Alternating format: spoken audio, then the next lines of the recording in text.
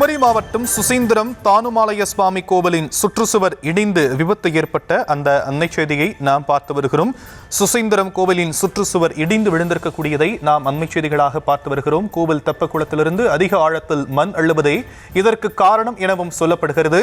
குமரி மாவட்டம் சுசீந்திரம் தானுமாலய சுவாமி கோவிலின் சுற்றுச்சுவர் இடிந்து விபத்து ஏற்பட்டிருக்கிறது. கோவில் தெப்பக்குளத்தை சுற்றி இருக்கக்கூடிய மதில் சுவர்களை வலுப்பற்ற போது இந்த விபத்து ஏற்பட்டதாக சொல்லப்படும் நிலையில் விவரங்களை நம்முடைய செய்தியாளர் தங்கலிங்கம் வழங்க நாம் கேட்கலாம். தங்கலிங்கம், மேலும் விவரங்கள். வணக்கம் ஷியாம். கன்னியாகுமரி மாவட்டத்தில் பிரசித்தி பெற்ற கோவிலான சுசீந்திரம் தானுமாலயன் சுவாமி கோவில் தெப்பக்குளத்தை தூர்வார பொதுமக்கள் கோரிக்கை விடுத்திருந்தனர்.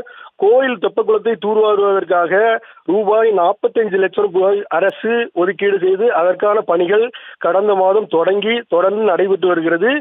தொடர்ந்து தெப்பக்குளத்தை தூர்வாரும் பணிகள் தொடர்ந்து நடைபெற்று வரும் நிலையில் குளத்தில் ஆழமாக மண் எடுப்பதாலும் மாவட்டத்தில் கடந்த சில நாட்களாக விட்டு மழை பெய்து வருவதாலும் மழையின் காரணமாக தெப்பக்குளத்தை சுற்றி உள்ள மதில் சுவர்கள் வலுவிழந்து இன்று காலை இடிந்து விழுந்தது.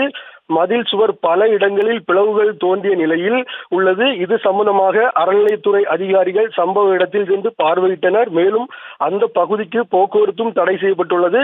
மேலும் மதில் சுவர் இடிந்த நேரம் காலை நேரம் என்பதால் பணியாளர்கள் இல்லாததால் பெரும் சேதம் தவிர்க்கப்பட்டது. உடனடியாக சீரமைப்பு பணிகளை மேற்கொள்ள வேண்டும் என பக்தர்கள் கோரிக்கை விடுத்துள்ளனர். சியாம், விரிவான விவரங்களுக்கு நன்றி தங்கலிங்கம்.